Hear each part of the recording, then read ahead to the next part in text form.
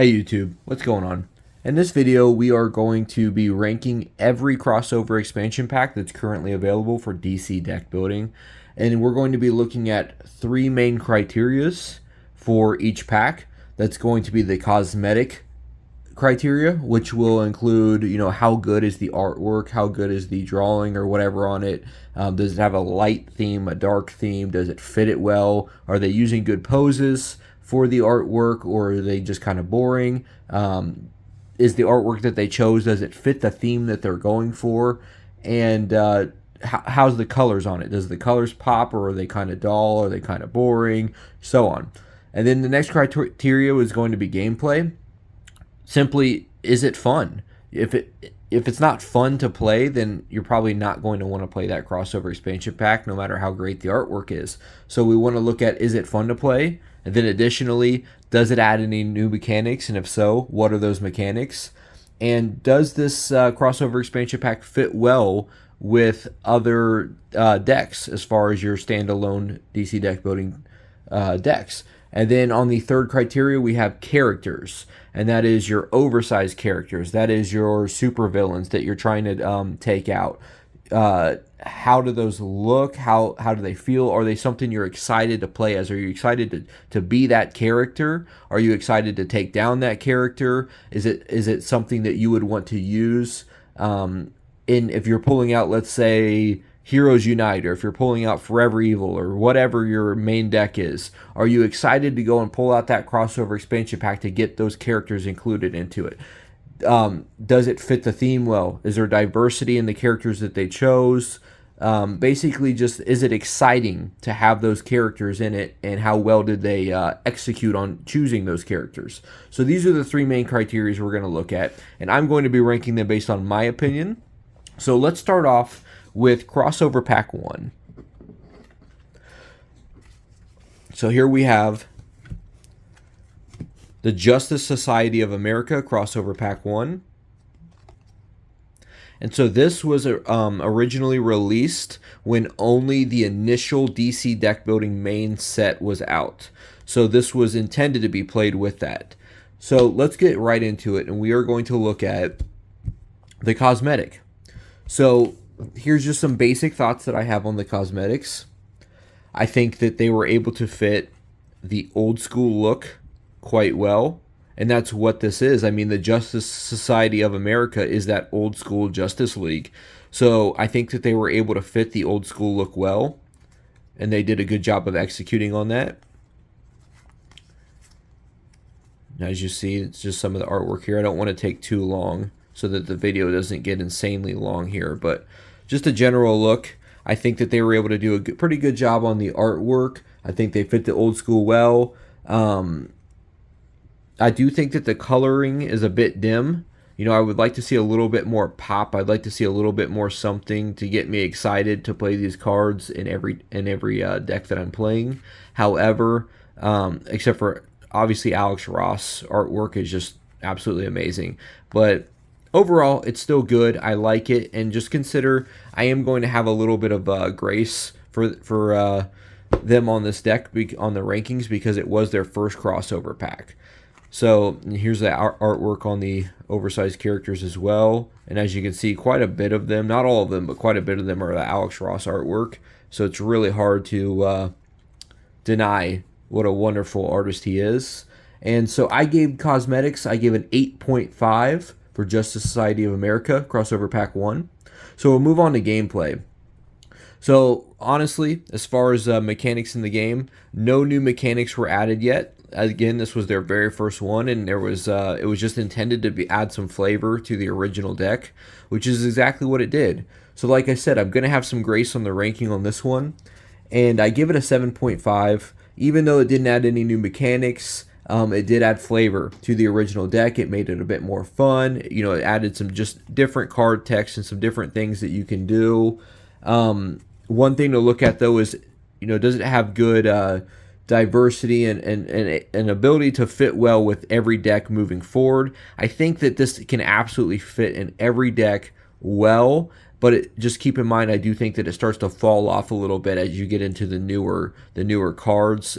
This is going to be a bit weaker of a pack to add in.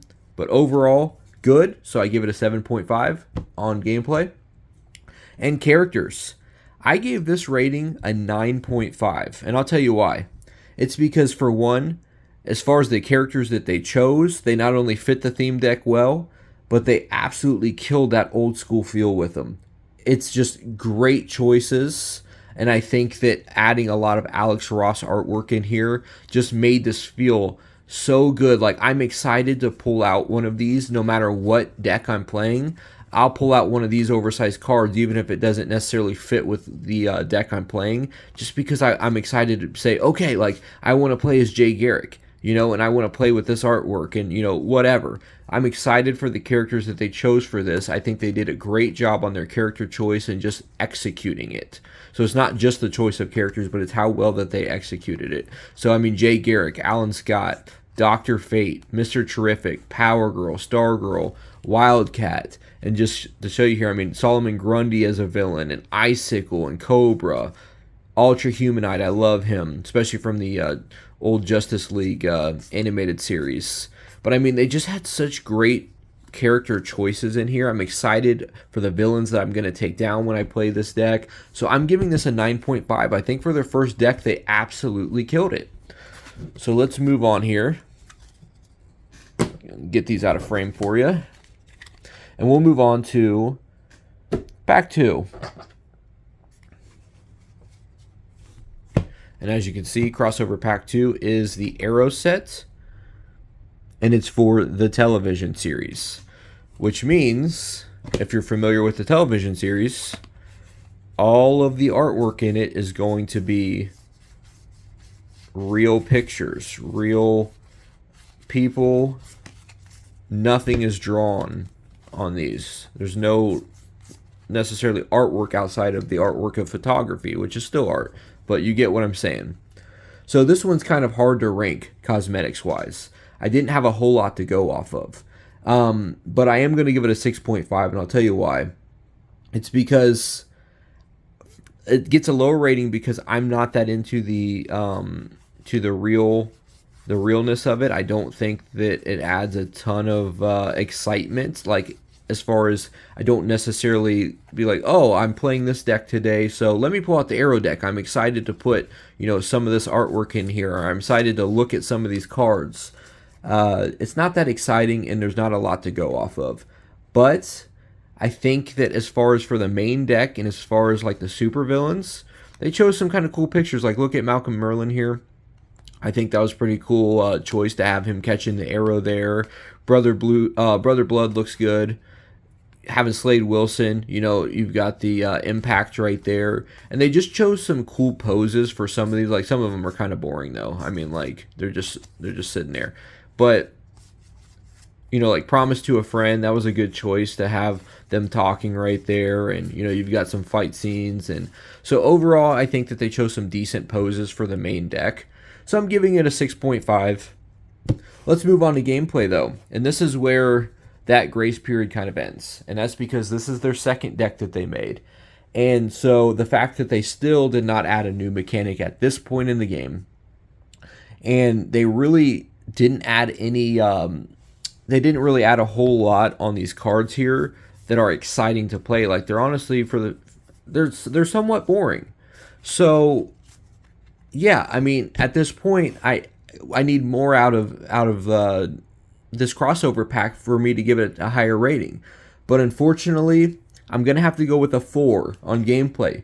Because not only did they not add a new mechanic yet, but it's just kind of boring. Like, there's not a whole lot to go off of, but I do think that it still fits well with every deck in the game. And this is one of those that if you're just like, hey, I'm really not sure what I want to play, I don't know if I really want to focus too much on the crossover pack, I just want to add a crossover pack to my deck, you can throw this in there, and because it doesn't have a lot of flavor, it can just fit in really well with anything, and you don't even notice it that much. So I will give it that. I mean, there's always pros and cons, but yeah, it's a bit more on the boring side. With that said, though, I will say, if you took all my crossover packs away from me, and you said, okay, you can only play this crossover pack with your main deck, I would absolutely still play it all the time. I still enjoy the game, and this is still a good deck. But in comparison to the others, I've got to give it a 4 on gameplay. And that leaves us with the character choices. And I kind of went back and forth on this, but I'm giving it a 4.5 on character choices. And I honestly almost went with like into the 3s. However, the higher ranking to get it to 4.5 is because of the supervillain choices here and how they executed on them. I think that there are some cool ones. Like I like going up against Count Vertigo. I like going up against Deadshot. You know, Malcolm Merlin, Brother Blood, Slade Wilson. Like there's some of these that I still get kind of excited to play against. And like I said, I think some of the poses that they chose on them were cool. So the supervillains helps out. As far as being, you know, these real pictures from the television show, I thought that they fit the theme well. Did a good job with who they chose to go up against. But man, these oversized characters, you got to think, these are who you're playing as. This is supposed to be, you're this character, and you're going up and you're facing your opponents here. I don't get excited to play any of these. Like the actual Oliver Queen Arrow one isn't terrible, but the rest of these, I mean, they chose the most boring pictures possible, and I mean, they didn't use any of their nicknames. And it just, I don't know, like, it just doesn't do it for me. Like, I think that, I think it just didn't do a whole lot. And not only that, but the oversized characters didn't add any, like, interesting abilities or card text. So I'm not excited to use these in other decks. Like, I'm not going out of my way to say, okay, I want to play as John Diggle today, or I want to play as Roy Harper today. You know, I'm not really doing that. So I'm giving it a 4.5. All right, let's move on to deck 3. And at the end of this video, I will go through and add up the total rankings of all of these packs so that we can determine the actual ranking order. But for this deck, we have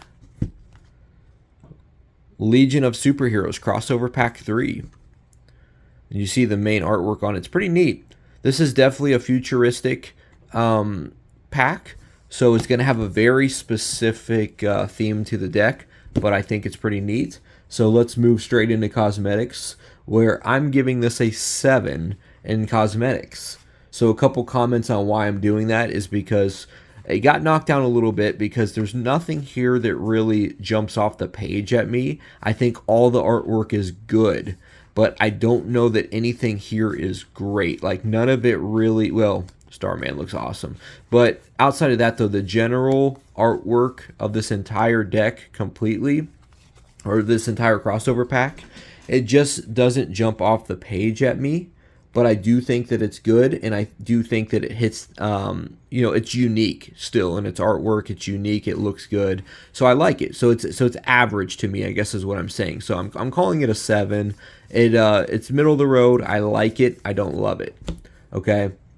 Moving into gameplay, so finally we get a new mechanic added to the game, which is time travel. So it adds a new mechanic, so we're going to read that real quick. The Legion hail from the 31st century and are experienced time travelers. When you see the keyword time travel on a card, it means you may discard a card from your hand to play this card from the lineup or supervillain stack. If you do, you cannot buy it this turn and return it at the end of your turn. You may use more than one time travel card per turn, but each card may only be used this way once per turn. Like any card you play, a time travel card will temporarily be placed in play in front of you. So the whole time travel mechanic fits well with the theme of this deck. That's something that time travel is involved in these in this version of the comics and whatnot. So I think it fits well with the deck. They finally added a new mechanic, so that's exciting. It's not one of those gameplays that when you play it, you're like, oh my gosh, this is 10 out of 10, exciting, so much fun to play the mechanic, but it's a good mechanic. And they did a good job for the first one, and like I said, it fits the theme well. So I'm giving it an 8. I thought it's solid. I thought it's good. I like it. I just don't love it. But regardless, it's still good. I'm giving it an 8. And then on our characters, I'm going for an 8 on this one as well. So very good. I think they're unique. A lot of people probably are not going to be familiar with some of these characters, so it might not be as exciting to be like, okay, I'm going up against Time Trapper. but it's unique. It fits the theme really well. But I'm not going out of my way to play this in other decks necessarily. But I do think that they made a good choice of characters, and especially on these oversized Brainiac 5, Chameleon Boy, Cosmic Boy, Lightning Lad, Phantom Girl, Saturn Girl. I do get excited to play some of these characters, and the fact that time travel is still involved in just about all of the large size oversized characters is exciting too, because the mechanics still involved there. So I think it's fun. I think it's good. I don't think any of this is 10 out of 10 perfect, but I think that this is a really good deck. So I'm giving the characters an 8. All right, so let's keep moving here.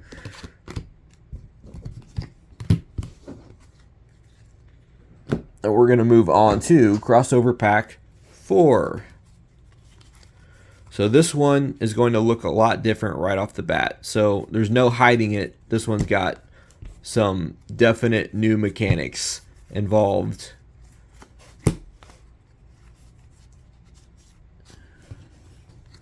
Finally, I found the divider here. So as you can see, pretty neat. Looks good. All right. So this one's kind of a weird deck to rate, not going to lie to you, but we're going to do our best at it here. So on cosmetics, I'm giving this a 7. I went back and forth on this multiple times, but the thing is, I think that the artwork that they went with does fit the theme of this well. Some of it is a bit too, like I really like the old school on the crossover pack 1, for example, but some of this is so old school versus some newer looking cards as well, where it almost looks weird having them all in together. But overall, I think the artwork looks good. It fits the theme of the deck really well. But there's not a lot to go off of because it's such a small deck, because so much of it is involved in these new mechanics. Like, I mean, how can you rate, cosmetics on this? There's not a whole lot to it. But the fact that we still have, like, they kept to the yellow and black here, and it all looks, it fits well in the group together. So I'm still going to give it, and here's some of the artwork here of the oversized cards as well, which I think the artwork on these were great on the oversized characters. So that bumps up the rating as well. But I thought it was solid. I gave it a 7. So pretty average. I think it fits the theme well. I can't knock it down, but it also, nothing is like overly exciting for me here as far as artwork, except for, the oversized cards I think, are pretty darn good. I'd probably give just these alone, the artwork, closer to like an 8 or 8.5 on the oversized cards. Gameplay. Okay, so this one's kind of different, as we could see. I'm giving the gameplay a 6 on crossover pack 4. And so here's what I'm going off of. They took a really big swing on the new mechanics on this one. So the crossover pack 3 was their first time even introducing a new mechanic. So this was only their second time doing this, and for a crossover pack, and they took a huge swing at it. I don't think that it was a miss. It just wasn't a home run, if you know what I'm saying. It's more like they took a really big swing and ended up with a single. But so it's good. It's very niche, very specific. It does not fit well in a lot of games. So I've got to dock the rating a little bit here, because you're gonna go out of your way to play. It's like, if you want to play Watchmen, into your deck, you're definitely trying to play Watchmen. You want to do the challenges. You want to play the loyalty cards. You want to stick with the new mechanics in the game. And this is one of those I'm not going to go over all the mechanics with, because I don't almost have to do a whole review over just this crossover pack to really go into the mechanics on this. But it adds a lot to the game. So you're very specifically wanting to play this. You can't just throw it in any deck and it's just kind of there. Like, for example, crossover pack 2, the Arrow deck. So it's different, but I gotta give them some bonus points though for just taking such a big swing and just really going at it and trying to add some flavor. And I think that's what it does. Some people absolutely hate the mechanics of this. Some people love it. I'm not really either way there. I like the mechanics. I think that it's just nice to have something different for every now and again. You just want something really flavorful. You want something that's just going to be so different. And so that's what this does. It adds some uniqueness to the game. So I'm giving it a 6. You know, it's not great. It leaves a lot to be desired, you know, and it just doesn't fit well in decks, but still pretty fun, and it's just so different. And then on characters, I'm going to give the characters an 8.5. And that's because, for one, I don't have a whole lot to go off of. You don't necessarily have like super villains to, you know, take down in this one or anything. But we've got our heavy hitters as far as the character list that they give us. And also, it's completely theme driven in this. Everything in here really ties together well. And yeah, I mean, other than that, it's just good. Like, I don't have a whole lot to say, to be honest. Like, it's not, you're not going out of your way to play one of these in another deck necessarily, but it's still good. So I give it an 8. I think it's quality character choices. Just a quick look through the deck here. I mean, quality choices, decent, but you know, they're still to be desired. So an 8. We're going to keep this moving as much as possible here.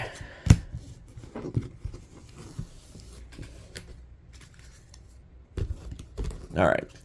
And we're going to move on to crossover pack 5. Kind of a big deck. Crossover pack 5, Rogues.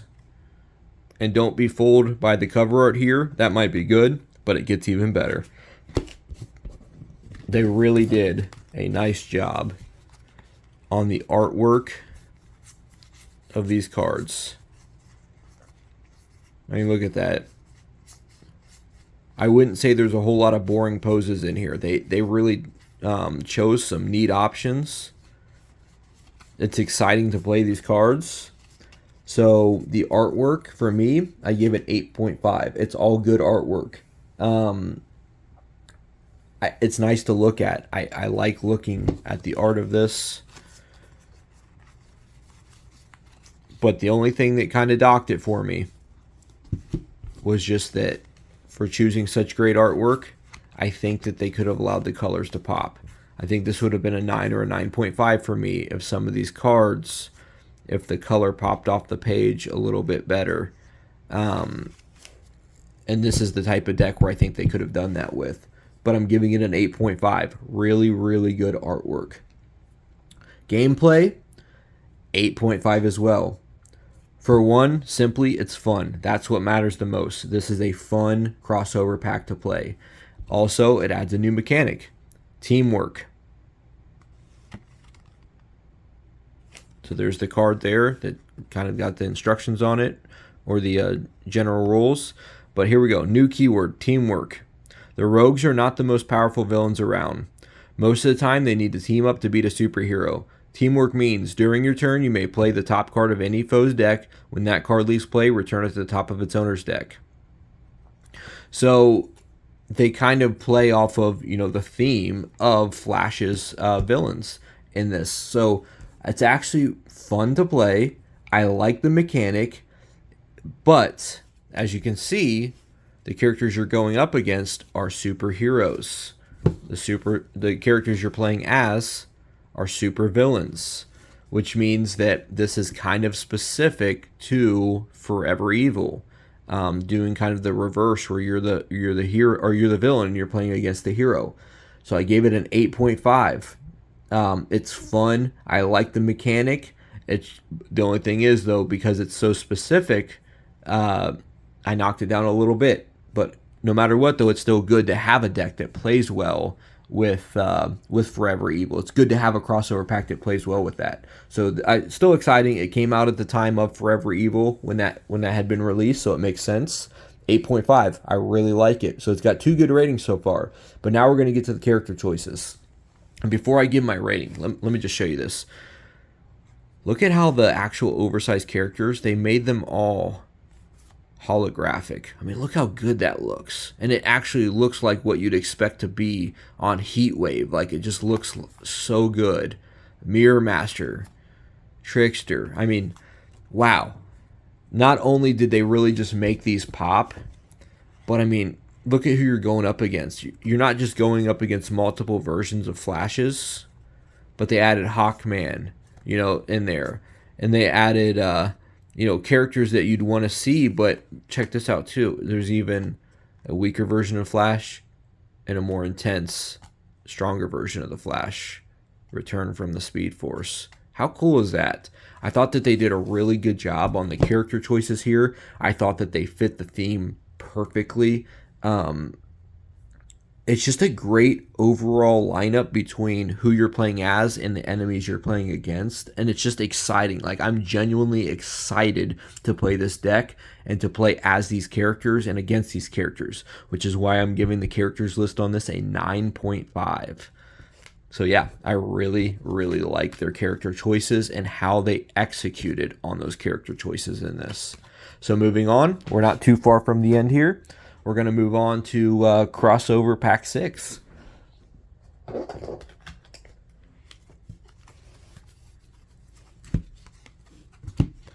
Birds of Prey.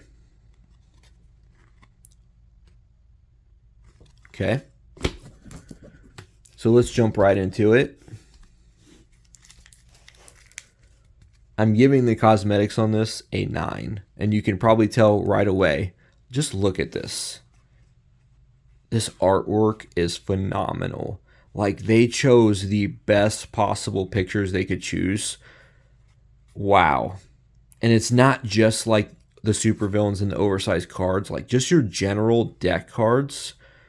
Wow, they chose the best possible artwork I feel like they could have possibly chosen. They look great. Absolutely love the artwork of this. And let's show you the artwork on the oversized characters as well here. I mean, look at that Batwoman. Wow. And the rain on the katana card. Very cool. Not holographic like the last one, but great artwork. So I'm giving the cosmetic on this a 9. It pops, it fits the theme well, and it's overall great artwork.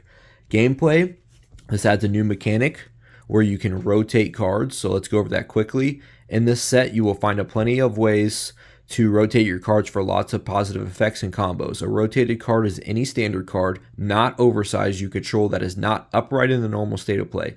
Oversized cards are never rotated. You may not rotate a card unless the card effect tells you to. When you rotate a card, it's by default a clockwise rotation of 90 degrees, unless the card says otherwise. An upside down card is still a rotated cards, or rotated card. Rotated cards are still functional as normal, and it shows you the different rotations that you can have. And then it goes on to explain how that works a little bit more. But anyways, so yeah, it adds a new mechanic. It's a very different mechanic. I think it's fun to play.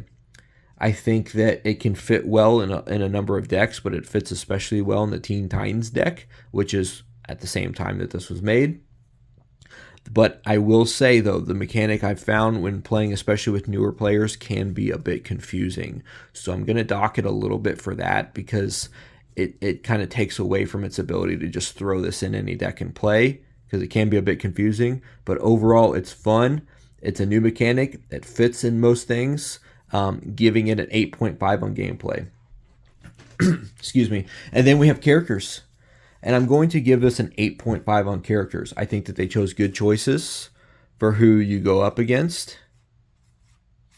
Not perfect, but good choices. Especially love that they threw Cheetah in there. I'm a fan of Cheetah. I think that she's a cool supervillain. Oracle, Black Canary, Batwoman, Catwoman, Katana, and Huntress. So a pretty decent lineup, good choices, fits the theme. Some of these cards, though, we've seen plenty of in previous decks, and that's where I kind of docked it a little bit. But 8.5 on the character list, I thought it was different, thought it was unique, thought it was cool.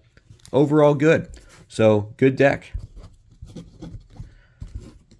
And maybe you're already keeping track of the ratings here, and you already know how the lineup looks. But we're going to move into crossover pack 7. And I'm going to try to move a little bit quicker here. New Gods, crossover pack 7. And you see Darkseid kind of looming in the background there with Orion right up front. Very, very cool. This, I'm not going to lie, is right up my alley. I love anything Apocalypse related as far as DC goes. So cosmetics, I'm giving this an 8.5. I think that they chose great poses for the cards. It all fits the theme well of what this deck is supposed to be. They did a good job with it. I want a little bit more color pop on some of these cards. I think that, which they knocked the artwork on the oversized cards out of the park. Great job on the oversized cards. But some of the main deck, I just would like to see a little bit better color pop on them. But overall, good artwork. I like it. I'm giving it an 8.5. Gameplay. This adds a new mechanic called Homeworlds. And so basically in this one, and I'm trying to make this video a little bit quicker now, but in this, you're not going up against supervillains. You're actually trying to take out these locations, these homeworlds. So it's a very specific type of gameplay. And as you can see, you have both supervillain and superheroes in this. So this gets a little bit different. It's a little bit unique. It's specific. So I have to knock it a little bit because you're not just going to throw this in every deck. You've got to really want to play this crossover pack. But it's fun. It's different. It adds plenty of flavor. I like it. I'm giving it an 8 on gameplay. And that leaves us with the character choices. So instead of supervillains, you're taking out New Genesis. You're taking out Apocalypse. And as you can see, there's multiple versions of them here. So in New Genesis and Apocalypse are basically at war with each other, which is what this crossover pack is all about. So you have your Apocalypse people and your New Genesis people. So with that said, 9.5 on character list. Absolutely love the fact that you can play as Granny Goodness, play as Darkseid, you know, play as Mr. Miracle. Like, I'm excited to play every one of these characters, and I think that they executed well on them. And I think that they just did a great job on the characters and the fact that you get to take down either New Genesis or Apocalypse. It's exciting. It gives the deck a ton of flavor, and I think instead of taking out normal supervillains, the fact that for characters they instead went with these locations as New Genesis and Apocalypse that you have to try to take out. It just fits the theme of what all this is so well. So I'm giving it a 9.5. I think great character choice, great execution on it.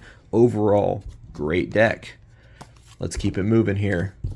On to crossover pack 8. Batman Ninja. If you have not seen this movie, please go watch the movie. It's incredible. Anyways, jumping straight into the cosmetic ranking here. I'm just going to tell you right off the bat, I'm giving it a 10 on cosmetics. The artwork is phenomenal. It fits the movie perfectly. I mean, they see how the color wave is a little bit duller, but like it still pops, like, and it just, everything is perfect and it fits that grim anime style that they went for in the movie. It's just, they did such a good job with the artwork in this. I absolutely love it. They really killed it on this one. Stunning art. It's just perfect. It fits the theme so perfectly. I love the artwork. Okay, so cosmetics, 10 for me. Like, I am genuinely excited to just look through this crossover pack. I'll just sit there and look through the cards. So good. Gameplay, it adds a lot of mechanics, and we don't have the time to sit here and go through them all, but it adds a mechanic called ninjutsu, but then also supervillain attachments, which I'll just show you. Instead of just taking on a new normal supervillain, they basically turn into a big transformer thing and combine all their buildings together, and you have to take them out. So yes, it's specific, but they added multiple mechanics to this game. And by doing it, it fits the theme perfectly because that's what the movie's all about. And I don't want to spoil the movie, but everything that they added as a mechanic to this is absolutely fits the mechanic or fits the theme of what the movie is trying to do. So the only reason I knocked it down 0.5 rating because it's so specific. That's it. You have to go out of your way to play this. You're definitely going to be wanting to play this style of crossover pack if you choose it. You're not just going to throw it into the deck. But I mean, absolutely perfect execution on the gameplay and so much fun. 9.5. Leaving us with the last ranking, which is your character list. And so basically you've got your oversized characters that you're going up against, all exciting to play as, all have new abilities or the new mechanics, and they're just fun. And then also you're trying to take down these main supervillains while also trying to take down their, transformer, if you will, transformer buildings. So I'm giving the character list a 10. It is so exciting. The mechanics allow the characters to be intriguing. It's just, and they knocked the theme perfectly. They knocked it out of the park for the character list and how they did it. So yeah, I'm giving it a 10. So I think it's pretty clear what's going to be in first place. Like, there's no hiding that. But let's go through the rankings real quick. So we have, in the worst spot, we have the Crossover Pack 2 with a total score of 15. And then in the next spot, we have, Crossover Pack 4 with a total score of 21.5. Next up, we have Crossover Pack 3 with a total score of 23. And then next up, we have Crossover Pack 1 with a total score of 25.5. Next up, we have, looks like a tie between Crossover Pack 6 and Crossover Pack 7, both being a total score of 26.